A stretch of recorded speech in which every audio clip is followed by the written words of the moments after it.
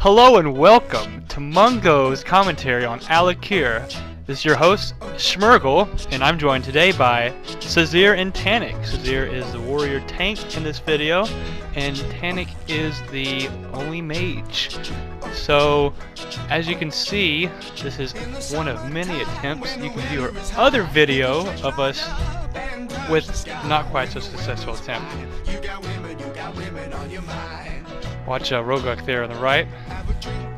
Oh, what's he gonna do? Look at that. Pro blink. That was earlier, a nice portal. It was a very good portal, I thought. Earlier we had tried where Rogok and I would just sit together whenever that happened. But since he can disengage out of it, it didn't work out too well. And Yo didn't like that. Oh, there you go. Whoop, whoop, whoop, whoop, whoop. There he goes. Oh, there he goes. Look at that life grip. That was a pro. Oh, look at that. Look at that. Whoop, whoop, whoop over there. By one of the apparitions by Jesus. On the left. Schmergle, I'm glad you're talking in your normal voice and not your Asperger's voice. You started this. I thought it'd be interesting to talk to my Asperger's voice for a while. Apparently not. Why, hello! This is the Mungo video. Hello and welcome to Mungo's podcast. This is phase 2. Now, So Schmergle likes to cheat Schmergle, in phase 2. I'd like to point out that phase 2 happens at 85%, 80% rather, and the range needs to stay in the back. When we first tried this, we had the range sitting up front. It didn't work out too well because he still interrupts. We also tried several renditions where we had the little stormlings, and we killed them as soon as they spawned. It didn't work out too well, and we thought it worked best if we had 3 that spawned, and then we killed the first one once all 3 of them spawn, because that way you can stagger it and not have to run out of your buff. If you noticed what Dennis was talking about earlier, Schmergle here has targeted a random stormling, and I put dots on them because we had trouble killing them in time in between the buffs. So I would just dot them whenever I could, and you'll see it kind of becomes a problem here later because some people, and rightly so I guess, target off me. That would be me. Yeah, that is some classic Mungo action. The inability to pay attention and listen. That's something that goes on all the time in this guild. So if you're looking for something like that, we're definitely the guild.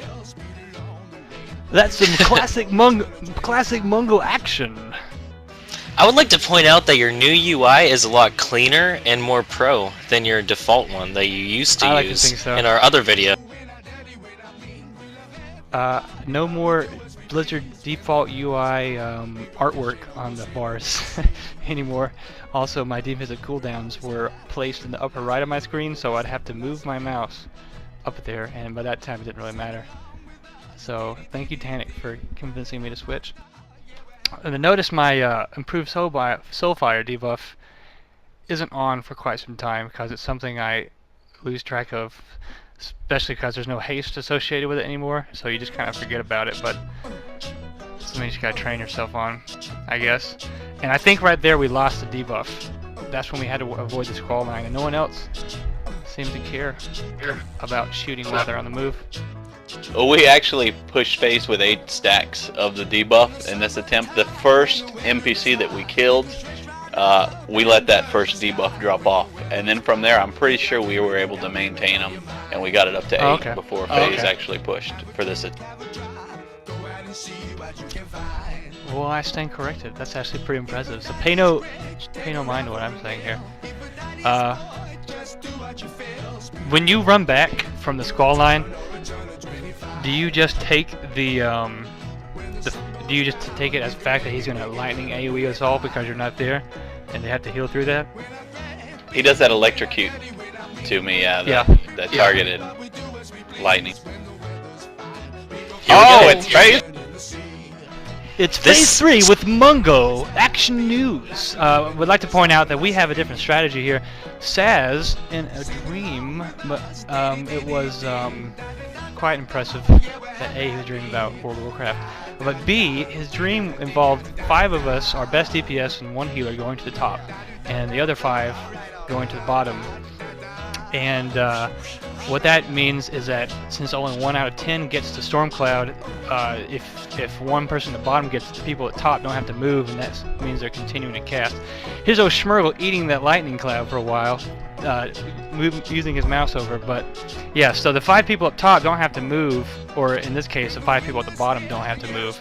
So you always have a constant stream of DPS, and as we found out later, they disperse over time, so you can go back to where they were if you're fast enough. It's a pretty pro strat. I'm surprised no other guilds have really thought about it. Like all the videos that you watch online, everybody starts at the bottom and moves up. Yeah, nothing on Wowhead mentioned that. Also, Smurgle mentioned that our top damage dealers are at the top area and not starting at the bottom. Notice how the Prot Warrior is one of those damage dealers up top.